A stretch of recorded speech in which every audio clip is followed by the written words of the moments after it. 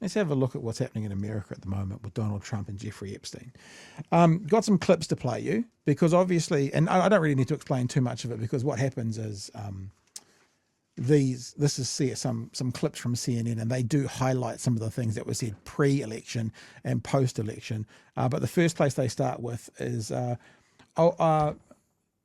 Donald Trump's former best buddy Elon Musk and what he's up to at the moment when it comes to the Epstein files. Quote, how can people be expected to have faith in Trump if he won't release the Epstein files? That post by Elon Musk this afternoon gets at a serious question, prompted by MAGA fans, among others, after the Justice Department asserted in a memo that convicted sex offender and multimillionaire Jeffrey Epstein did not blackmail high-profile clients, was not murdered before he was found dead in his jail cell in 2019, and in fact had no client list.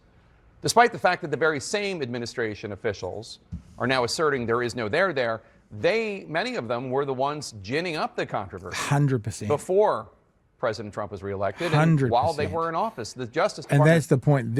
So there's two things that need to happen. Either those people like Dan Bongino and Kash Patel and all of those people need to actively say, I was wrong and I apologize for sowing that mis and disinformation, right? Oh, so naive. Or they're lying now. So they were either mistaken or lying then, or they're lying now. You have to take an action on one of them. So if you're lying now, but you want people to think you're telling the truth, then you need to apologize for what you did previously.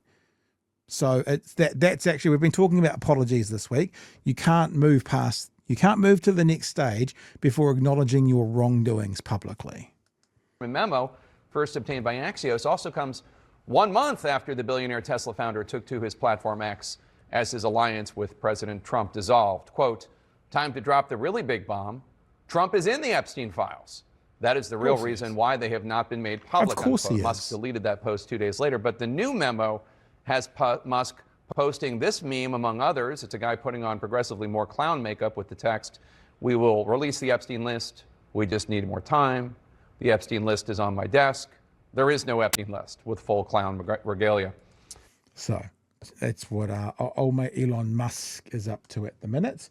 I tell you what, I am living this serious newscaster describing a visual meme. That is just top-notch stuff. So now CNN, same story, goes into talking about what Pam Bondi said, what Trump said, what JD Vance said, what Dan Bongino says, what Kash Patel said. Oh, and then today they say there is no list. And the funniest one, and I think it shows in this, was Trump today actually going to a reporter, are you still talking about this? Oh, that's such old news. It's like you're the guys who made this news for what, 5-6 years? And now you're like, well, it's inconvenient to us now, so we want to stop talking about it. The DOJ may be releasing the list of Jeffrey Epstein's clients. Will that really happen? It's sitting on my desk right now to review. So that's been Bondi. a directive by President Trump. But here was Attorney General Bondi earlier today. I was asked a question about the client list, and my response was, it's sitting on my desk to be reviewed, meaning the file along with the JFK, MLK files as well. That's what I meant by that.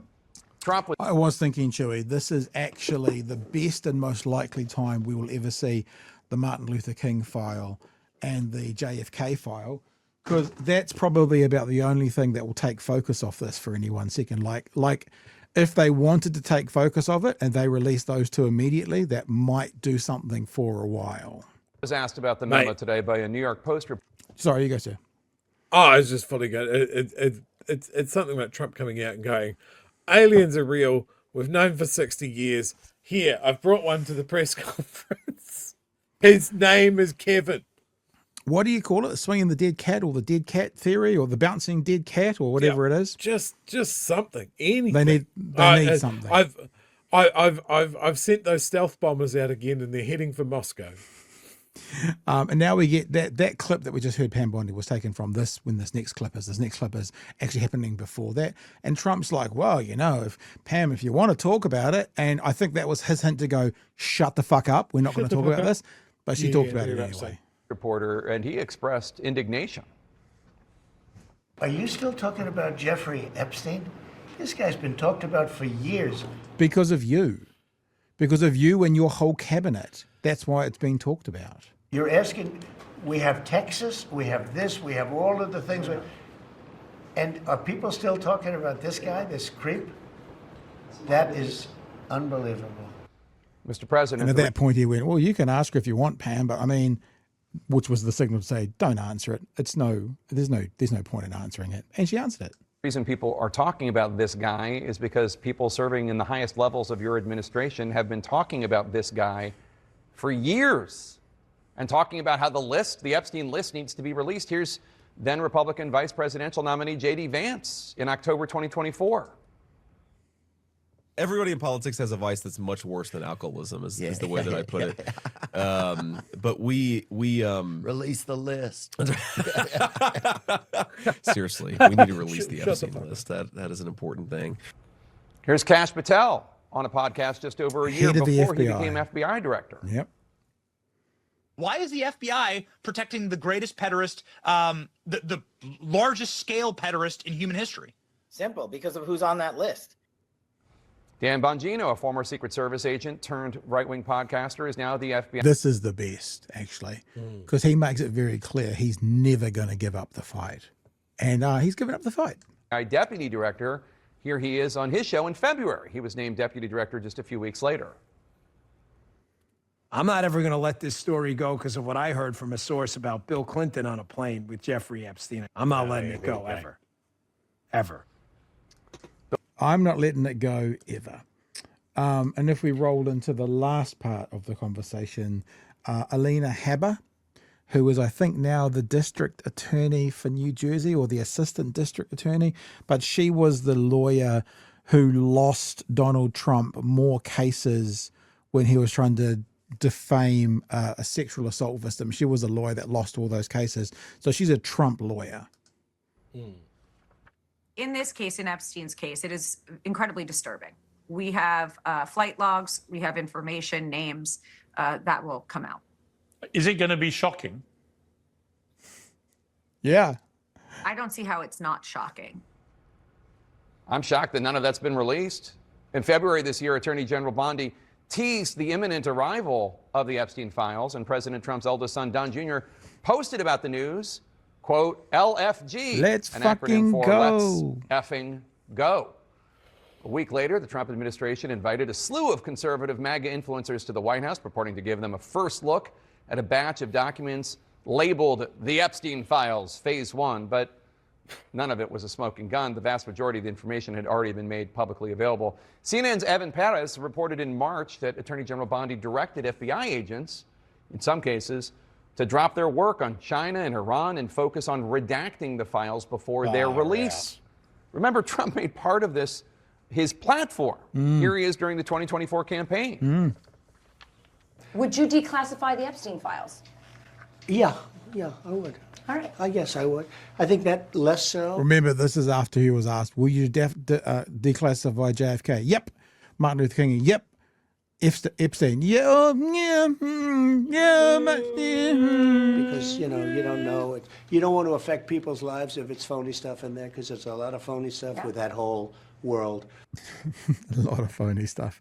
The other thing, And I know, because I was there. Yeah, phony stuff. I know, because I wrote half of it. There's a couple other clips I want to play. One is Alex Jones and how he reacted today, because I put in the show notes, I think I put in brackets, don't get your hopes up, but will this finally be the thing that cracks some people away from Trump? He famously said, I could shoot and kill someone in Manhattan and I wouldn't lose a vote. It was probably true at the time. I want to show you how Vinny from the PBD podcast has reacted, right? The most loyal Trump sycophant in the world, angry patriot. Alex Jones, much to the same, what they're saying at the moment. Now, don't get your hopes up, because remember, there was a bunch of people on the right-wing commentators and pundits, who said some things about Iran and weren't happy, and then within a week, they were back on board. So we'll just always put that out there. But before I show those, Chewie, you got any thoughts or comments about what you've seen so far? These guys ducking and diving because they've made promises and they can't follow them up because they're on there. They've got to be in those lists. There's so many pictures of Trump with this guy. Like, I don't care who's in that list. I want it out. Like, if there are people on the left that are on that list, good. If there's people on the right, good. Yeah. They're fucking pedophiles that went to a guy's private pedophile playground. Like, even if you're the hardest Trump supporter in the world, surely your moral compass, if you have one at all, is like, well, look, if it turns out he's a pedophile and he's on those lists, maybe he's not my guy. But I that's think the problem. People that are absolutely fucking terrified of that. But that's They've the built problem. their entire personalities around being Trump. Yeah. If they're people with moral values, the problem is morality is very relative. You do hear, when I'm going to play Alex Jones, you do hear him basically saying that the Trump administration should be ashamed of themselves. How could they do this? But he also goes, maybe it's something a bit higher up the chain. Maybe the deep state has got in. Maybe someone's forcing Trump's hand. So they can be, it's so tribal at the moment. And I think it's the same in our politics on some level. It's so tribal at the moment. I mean, it sometimes leapfrogs morality. I mean, how can someone who calls himself an evangelical Christian have the most vulnerable in New Zealand be worse off under him? That seems to be counterintuitive to everything about the faith he claims to follow. But they find their morality, they duck and dive and they weave and they find a relative point through into it, and then they justify it. So I actually do agree with you, Chewie, but I'm also a realist going, if they want to stay in the tribe, then they will find a way for it to fit their morality. It's what do you call it? It's motivated cognition. We've talked about this before. So when they go from A to B to C, that's their line of morality. Then when you put a block in the middle of the way and go, see, this is why B doesn't work. What they do is then they just go from A to D and then back to C. They just find a different path to get to the same conclusion. It sounds exhausting. I prefer having a clear moral imperative. Just tell the truth. It cuts through so much.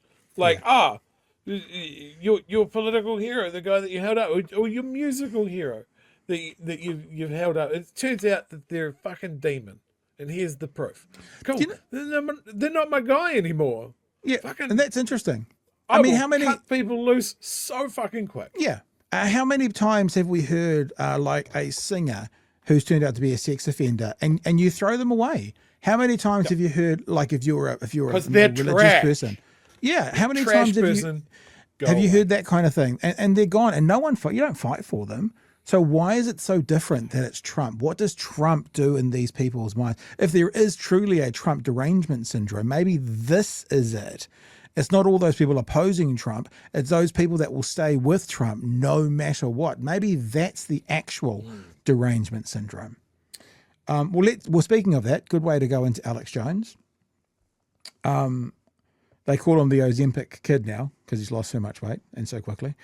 I don't know how long this goes for, but this is on MSNBC, so we're just using them to show you what he's saying. But just have a listen and just think about this guy is a sycophant. He believes that Trump has been sent from God to fix the country and did it. You know, it's like he is basically the Messiah to him. Trump is to this guy.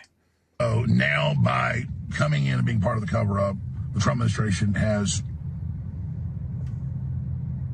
become part of it. I mean, it's just you cannot see it any other way. So I just got to the office. So I'm going to go throw up, actually. And this only happens every few years when something really, really bad happens or something. I mean, I'm physically going to puke probably right now. My mouth is watering right now. Because I have integrity. Such a weird dude. I just really need the Trump administration to succeed and to save this country, and they're doing so much good. And then for them to do something like this tears my guts out. So you can hear he's on the fence, but for them to do something like this tears my guts out. And then this is from our friends at the Majority Report. They replayed some of PBD. And Vinny, right, who was the angry patriot, who was the most unhinged person on that show, and pretty dumb to be fair, is the one who is being truthful and accurate. He's actually giving the correct response here. Now, this will be a bit weird because you do hear Sam and Emma in the background kind of talking about this as well. But let's have a look to the argument that had on PBD when Vinny was actually the guy going, no, tear it all down. If they're part of it, tear it all down, which is the correct response. We are built on pedophilia and blackmailing the We means America, if America is built.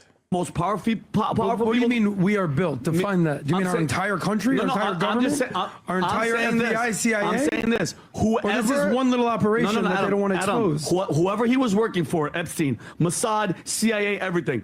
Apparently, the most powerful people on the world were flying to an island and having sex with underage kids because she said it. There's tens of thousands of hours of them doing it. If we're built on that and the most powerful people that are running the show are in charge, the guy's telling Cash Patel, the thing that you just read, shut up. Shut up about it. Hold on, you know who I am. He knows who I am. I want accountability for everybody. If it's Trump, if it's Bill Gates, if it's Bill Clinton, I don't care. If it's the president of anything. Expose them because, Adam, the truth has to come out. Okay, so I only have one question for you, my dear friend. I agree with you, but at Nah, you don't. You don't, because you're basically about to ask, what if it broke everything and tore the whole country down? So you're about to say, but it might be too serious to expose those people. So you don't really agree. What price? They could be broke. But hold on, hear me out. What price? At what price? At any price, Adam. So you're saying to expose whatever happened on Epstein Island, you're willing to do whatever this looks like. Yes. Tear down the government, expose all the secrets, put America Pause it for a basically second. in Now, it harm's way. seems like, I don't want to be listen to Sam's commentary, then we'll get out. with Vinny here. Yeah, no, I do. That's why I love him. But it seems like Adam is suggesting that if this list comes out, our government's going to fall. Yeah. And that would imply that Donald Trump is on that list. Yeah. Like in a big Christine way. Pelosi. Remember that when she said. There you go. That'll do. So angry patriot. I mean, a broken clock and all that kind of stuff, but I don't care if it's Trump, tear it down. His colleagues in the PBD podcast are like, well, that might be a step too far. So, running interference already. But it's just fascinating. My whole YouTube feed at the moment is full up of Jeffrey Epstein and Trump, and it's just, I don't know, like you said, Chewie, the distraction they need from this. Just keep an eye out for the next 2 or 3 days if there's not some humongous thing that comes out of that White House. Yeah, or that's a distraction for something else. Everything's so fucking crazy. Yeah, true. Yeah. Why is everything so crazy? Do you know what I woke up? I woke up to a crazy story. Benjamin Netanyahu nominated Trump for a Nobel Peace Prize. That was yesterday. Yeah. Yeah, and he gave Trump the letter that he sent. So Trump, so you want to stroke the man's ego, like if you want to get something out of Trump, make him feel important. Benjamin Netanyahu handed across the table the letter that he sent to the committee nominating him for the Peace Prize. Now, what do you think Trump's going to do for the next hour and a half that he's with Netanyahu? He's going to say yes to anything. To everything. Yeah. Anything. I mean, and I noticed today he was making angry noises about Putin. It's almost like Netanyahu's out of his mind now. I wonder why. That is. Like I've had some real interesting conversations with people about this Nobel Peace Prize thing because they're like, fucking, what about Obama? I don't think Obama deserved one either. No, of course not. Man was doing a campaign of drone strikes that was completely unprecedented. And he got it like a month or 2 months into his presidency. He had literally done nothing. He had been a black president. He had been elected a black president, and that got him the Nobel Peace Prize. He shouldn't have got it. Of course not. This is ridiculous. Of course, everything has a historical context, right? Did you know that Hitler was was nominated for a Nobel Peace Prize in 1938. Wow. Can you imagine fumbling the bag so hard of like, I'm going to nominate the De Fuhrer? I'd love to. I'd be interested to see what was the rationale, because I'm assuming when you nominate, it's not just like Adolf Hitler and then post. It's like there's got to be a letter of why. It would be interesting to see what that was. Apparently, it was because he negotiated an agreement in the Slovak crisis, whatever that was. But okay, yeah, probably a crisis he caused. Yeah, probably. But yeah, just like, let's just add that to the list of insane nominations for the Nobel Peace Prize. And it's interesting that someone will get nominated for a peace prize just after they bombed a country with no authority to do so. I thought this thing the other day about Iran, and I got some flack on Twitter, that place that's not real, which is fine. It's like, if people agree that Hamas has the right to defend itself based on October 7th, what has Iran got the right to do now that they were bombed by America? What have they got the right to do for the next 2 years? People didn't like that very much. Of course, I was an agent of Iran all of a sudden, but let's just follow through. If an attack, if an unprovoked attack, and look, let me get me right, I'm not saying October 7th was an unprovoked attack, but let's just use the example that is used. If an unprovoked attack causes the right to defend yourself, means leveling a city, a country, for 2 years, what is Iran now allowed to do to defend itself? Nothing. Wow, they're not allowed. That would be, but that would be illogical. Surely, Chewie, that would be illogical. At the risk of tangenting, is that a word? I just made a word. We'll get it. Did you see Juliet Moses' opinion piece? No. In the Herald? Oh no, I wish I had have. Did you see Golriz's comments on Iran a little bit? I'm sorry, I didn't. I saw some headlines saying that her comments on Iran were wrong, but I don't know what the story is. So nope. Educate me. Yeah. So let's see if I can. It was on Stuff. Well, I saw something on yeah, Stuff. I think it was on Stuff. Basically, Golriz made some comments about Iran, and Juliet Moses has waded in. And they do say that Juliet Moses is from the New Zealand Jewish Council. There is, of course, no mention of the fact that it is a very, very pro-Zionist organisation. But someone got in my mentions in Blue Sky and just went, well, Juliet has written an incredibly factually correct article. And it's just really emphasising the fact that Iran has been sponsoring terrorist groups for many years. So they must be a bad guy if they're doing that. And I just wanted to go, how can you say that? Look, that is factual. Okay, Iran has funded a lot of insurgencies and terrorist groups and that sort of thing. But you know who else has done that? The US. The US has done that a lot as well. So, you're talking about Iran running proxy wars. Israel runs proxy wars. Israel does all of these things that she's holding up and going, well, Israel has a right to defend itself because Iran is the bad guy. It's a very different article if you look through it once you know that Juliet Moses is a Zionist spokesperson. Yeah. I mean, that should be an addendum at the end, shouldn't it? Because I mean, like, we wanted to talk about a story in the news to do with, I don't know, remember what they call it, but Jewish characters on movies, and how they've done them with bigger noses. And was it, even though it was accurate to the person who had a bigger nose, was it still anti-Semitic? And so we did the right thing. We went to the name of it's not obviously the opposite of a mosque. What's the name of that a rabbi works at? A temple? Whatever it is. Synagogue. Went to a synagogue and said we'd like some people to talk about this, and they pointed us to Juliet Moses. So we actually went about it the right way, and we got to Juliet Moses because I guess my knowledge was lacking in who they were. Because if it just says Jewish society, you think, oh, okay, well they have a perspective from within Judaism. It doesn't give, whether that's a hard right, hard left, Zionist, progressive, whatever. that needs to be part of an addendum on anything that anyone like that writes. I mean, I would expect the same if it was Marilyn Garson, so people would know it's from Alternative Jewish Voices, which are a progressive, Jewish group sort of thing. A much better fit for us. Yeah. Yeah. No, and Although- look, that's the good thing about, like, I can see that trap that we fell in. Like, I think we were lucky in the fact that people caught us on that and said, "Hey, look, just so you know." And the other thing was it was a non-controversial topic. It was talking about Bradley Cooper's nose in a movie. Fake nose. It wasn't talking about the political stouts between Gaza and Israel. So no harm, no foul, really. And we learned from it. So yeah, like you're saying. Yeah.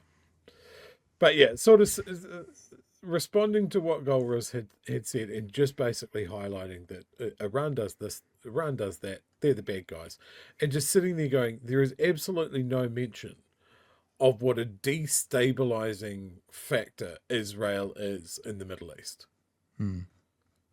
Like there's been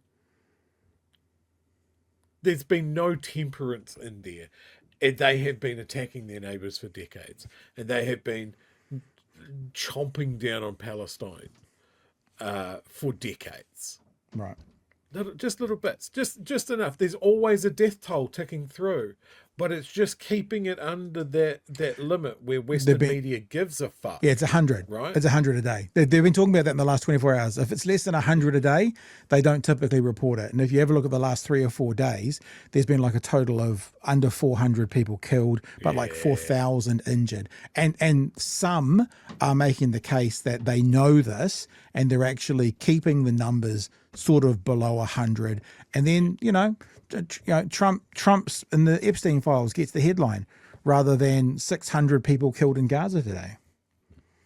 Or their insane announcement, I think it was today or yesterday, that they're going to build a humanitarian city in what's left of Rafah. And people are quite rightly pointing out that it's like, oh, so you're going to build them a humanitarian camp and concentrate the Gazans in it. Like it's what would you call it? A holiday park? Concentration camp. A concentration camp. Oh, that's better. That's better. They literally used the word concentrate in their announcement.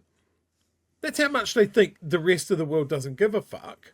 And what we don't get too much of is I saw an item yesterday with a Palestinian man in Gaza who said quite clearly, my home has been destroyed, but I want to go back there and tidy it up and live there. That's my home. That's where I want to be. And it almost sounded like he was saying, I don't know if you've spent much time in Asia or in the Pacific Islands, Chewie, but I spent a lot of time in the Pacific Islands, and and Fiji in particular, they have corrugated iron houses. It's just what they do. It sounds like that. The people are like, I don't really understand it like Māori would understand the connection to the land, but thinking about the connection to the land is more important for that man to be on that piece of land that's his, in whatever lean-to he builds, than in something that's perhaps more appropriate to live in a different part of Gaza, sponsored and built by the IDF. I mean, I had a conversation with someone about this of like, well, why don't they just leave? They're getting bombed and attacked everywhere. They like, well, why can't they go to Egypt? Why isn't Egypt helping? And it's like, if they leave, then their home is gone and they can never go back.